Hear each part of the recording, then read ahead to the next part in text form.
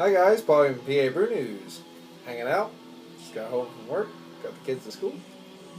Time to do a beer review. Yes, good beer reviews. I like them. Using the iPad again. Don't know how well this is going to work. We'll have to figure out how to get it onto the computer. Obviously. Maybe I could just do this right from there. I don't know. Wax top. Knife. Massive bleeding. You know, that kind of thing. Wax top, massive bleeding. You never know. Could go well. Could go very wrong.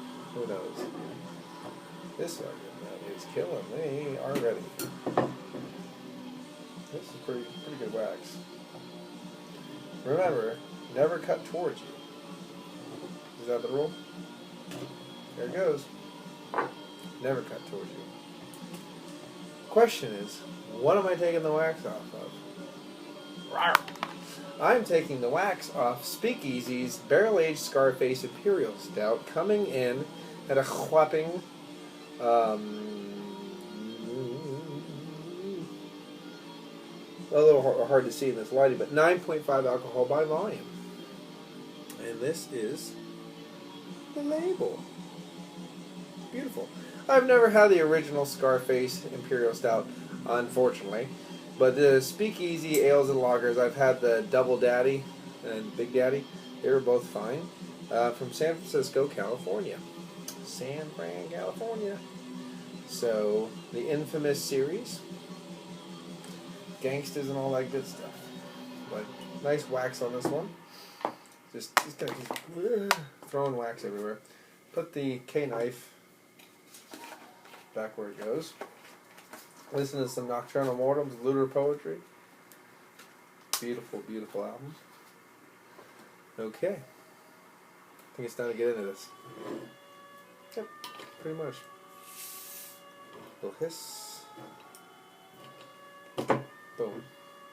That hiss brought chocolate with it, by the way. That was awesome. Okay. Alright. And we'll get it in the glass. Ruby hues as it pours. And there it is. There it be. It's a little darker on cam, but it's a khaki colored head. Of course, dark as shit. Faint hints of ruby coming from the pinnacle of the glass. Of course, it's a dirty glass because I used it yesterday and barely washed it out today, but things happen like that now and again. Okay, let me just check if there's anything else to tell you on here. It's a little, as I said, dark. Imperial Stout aged in bourbon barrels. Beautiful. And that's it. So there's nothing much more to tell you. I do like the label artwork. There's art all, as you can see. Wow, good. There's awesome art all around the bottle. Just looking at you. All right. Anyway, to the beer. To the beer. To the beer. Camera's over here now. Not over here like usual. Weird. Oh yes. Baker's chocolate, milk chocolate, a little bit of dark chocolate, a lot of caramel, peppery bourbon. I mean, just a little bit of smoke and roasty notes. But nice, sharp, bright caramel, peppery bourbon notes, bringing all that chocolate right with it. As I said, when that CO2 left that bottle, it brought chocolate with it even just then. So definitely enjoying the chocolate in this one. It's just mixing with that bourbon so well. Alcohol legs, sheets of it. I can actually just smell this. This really smells like a very nice, nicely aged stout. There's a faint hint of some kind of either it's borderlining a raisin or a cherry, but way in the back. But that'll come up with time. The alcohol, the ethanols will change, and some of that malt will come up, give you a little dark fruit when it ages. But more straightforward right now: chocolate, coffee, roast, smoke, char, maybe a little bit of vanilla in there too, kind of just peering through some of that chocolate and caramel layer that they have in there. Okay, cheers.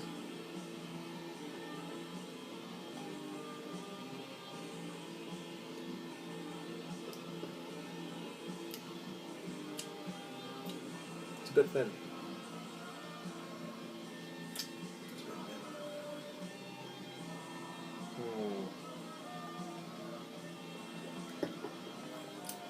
Man, that is thin. God damn it. I'm still smiling, but it's just a... You get so excited with the smell, and then you taste it, and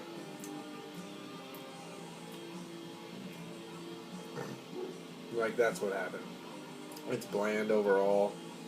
Thin as hell. Not as hell. I mean, there's some people who are like, oh, but it is on the medium side of a medium. I'm telling you. It's thin. Watery.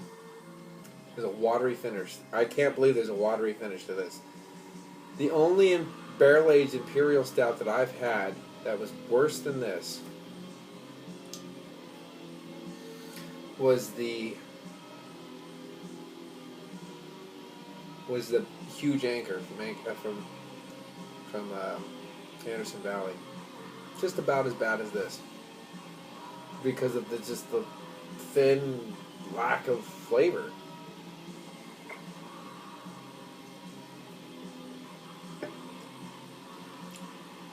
There's more flavor to this one than that. They're both equally thin. That might even been a little bit thinner. But, okay, a little bit of roast, a little bit of caramel, a little bit of char, just little faint hints of it, boom, boom, boom, a little coffee. That little bit of bourbon still in there. Shut the fuck up, dog, you know? But everything is muted. Everything is low-key. And then it just blends out into this watery finish. Smooth. Absolutely. 9.5, completely hidden.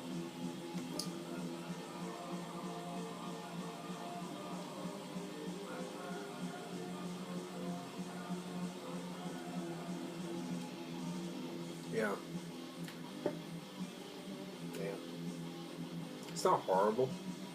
For God's sakes. You know, it's not a horrible beer. It's just, it's so much less than what it should have been, or could have been, or whatever you want to say.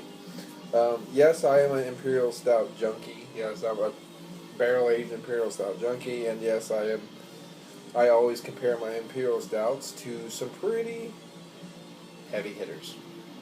I agree. But the simple fact is, this is a lackluster Imperial Stout.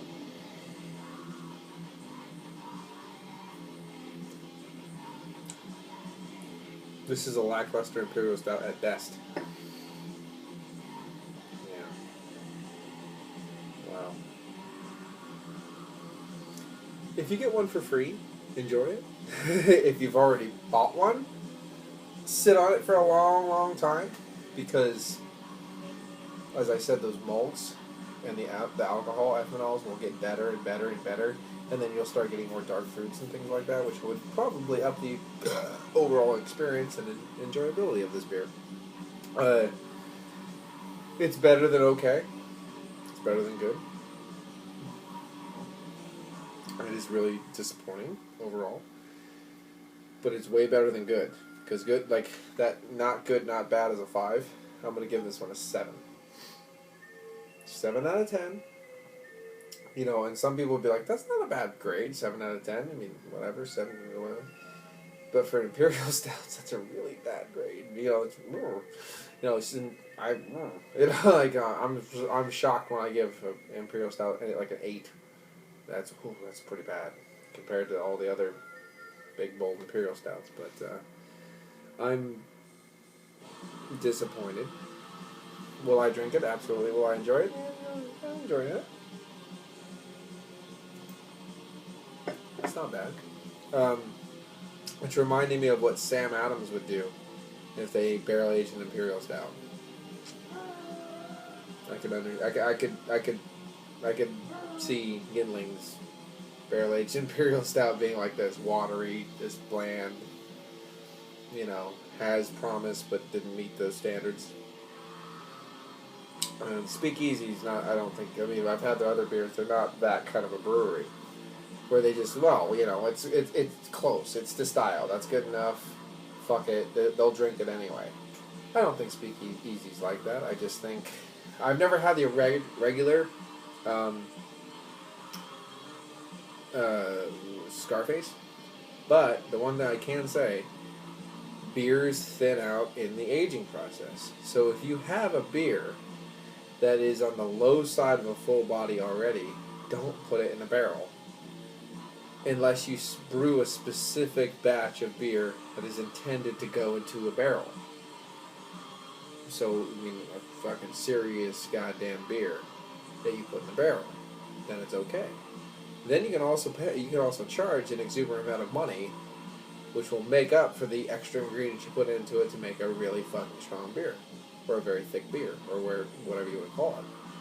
So, yeah. That being said, I've wasted far too much of your time.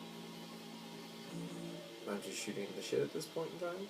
So, Scarface, barrel-aged from Speakeasy Brewing, Ales and Lagers from San Francisco, California, is getting a 7 out of 10. It actually hurts me to say that. I'm actually going to give it a 7 out of 10. I want to, no, it's so low. But it's just what it is. It's a 7 out of 10. I'm Paul from PABrewNews. Thank you for coming along with me on this ride. Cheers. Yes, I'm looking at the button.